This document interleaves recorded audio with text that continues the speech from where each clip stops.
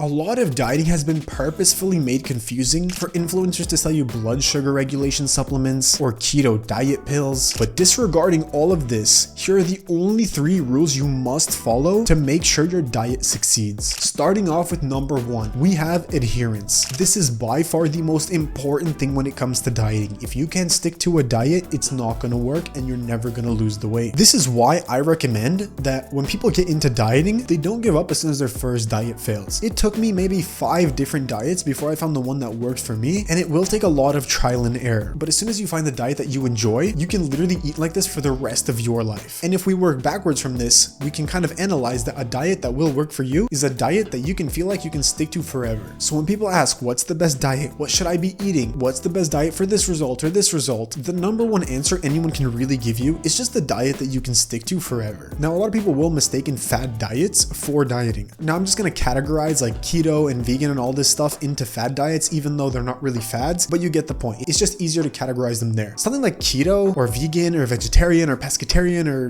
Mediterranean, you don't have to follow these. You can just as easily keep on eating the foods you're eating now, but like skip one meal and you could lose weight, or eat the same food using a smaller plate, or spread out your food into 4 hours, or do intermittent fasting. There's so many ways to lose weight that doesn't necessarily require you to use one of these like fad diets. You don't want to go on a diet. You want to adhere to a diet that you can stick to forever. So some people can eat whatever they want. They just skip breakfast to lunch, only have one big meal at dinner, and they can literally eat anything they want because they can't stuff themselves with enough calories to fit everything in within one meal. So that's the OMAD diet, the 1 meal a day. That can work for some people. You need to find something that works best for you and your lifestyle. Moving on to number 2, a calorie deficit. This is something your diet must have, or else simply you're not going to lose weight, period. If your diet doesn't introduce some type of deficit, whether that's conscious or subconscious, you're not going to lose weight. A lot of diets will mislead you to thinking that they have some type of magic, and a lot of uneducated people will believe this. So you will find a lot of keto dieters who say, oh, well, I can lose a bunch of fat because these ketones do this magical thing that helps me burn fat instead of burning carbs. So like, I don't eat carbs, so I just burn fat even though, I'm eating a bunch of food. No, the reason why you're losing the fat is because you're in a deficit. And subconsciously, since the keto diet eliminates donuts and pizza and breads and a bunch of foods that we all overeat on, you get put into a deficit. Now, another way is you can just track your calories and then you can know exactly what deficit you're in, which is what I do. So I eat anything I want, just depending on how I'm feeling. I have a pretty well balanced diet, but I know exactly how many calories I have to eat to lose, gain, or maintain my body weight. Once again, every diet that makes you lose weight at the end of the day is just a reduction in calories. No diet has anything special about them besides this. The only reason some diets may feel like they're allowing you to lose more weight is maybe some water weight fluctuation. So if you cut out carbs, you lose a lot of water weight quickly, which shows up as losing weight on the scale. So that could be another thing. But yes, point is, at the end of the day, a diet that will work for you needs to have some sort of deficit. Whether you track your calories, whether you're skipping meals, whether you consciously know that you're in a deficit, or you're subconsciously in a deficit. And lastly, we have number 3, filling foods. Now, this is not necessarily a rule you must follow, but this is a huge needle mover and has to be included within this list. If you're eating filling foods, like high protein foods, foods with lots of fiber, low calorie, high volume foods of any kind, you will make rapid progress in your weight loss journey. A lot of fad diets will also just give you a meal selection of low calorie, high volume foods, and that's why they work for the most part. So when people hop on the vegan diet, if they're not eating a bunch of like weird processed vegan foods, they mostly have to stick to like natural vegetables, and natural vegetables are very high in fiber, and they're also very voluminous for the amount of calories that they contain, so people can lose a lot of weight doing that. Or if you hop on the keto diet, a lot of that food is just protein and fats, very satiating compared to carbs. So on accident, you end up eating less calories because you're less hungry. If you're tracking calories like I do, I prefer also eating a bunch of high protein, high fat foods. If I'm eating carbs, I try to get as much fiber as possible, get the more filling carbs, get your vegetables, specifically when I'm dieting. This is a fantastic way to reduce your cravings, and in conjunction with the other 2 tips, this can literally 10x your progress. If you want to jumpstart your weight loss, press the first link in the description. We have a completely free Skool group of like-minded people. We have some courses in there. We have more videos like this, some unconventional tips. I'm soon going to make it paid, so if you join now, you get a free lifetime membership. Consider subscribing to the channel if you learn anything new, and don't forget to stay savvy with your diet.